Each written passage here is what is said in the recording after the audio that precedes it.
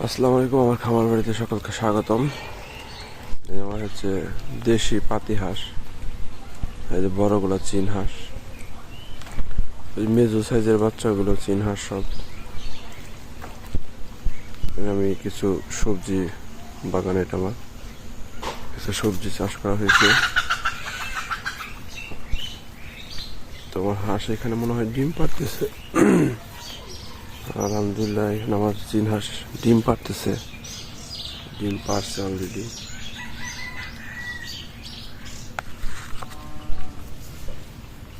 এটা হচ্ছে চীন হাঁসের ডিম। যাই হোক, এছাড়া সবজি বাগান, দেশি লাউ, তার পাশে সিম, মূলা, ফুলকপি, টমেটো, ড্রাগন ফল, এবার বেগুন, এখানে আখের বাগান, কুসুল, ছোট্ট আমার আখের বাগান। যে ফুলগুলা দেখলেন এখানে অনেকে হয়তো বলতে পারবেন না, এটা হলো মূলা ফুল। টমেটো, মিষ্টি কুমড়া ফুল,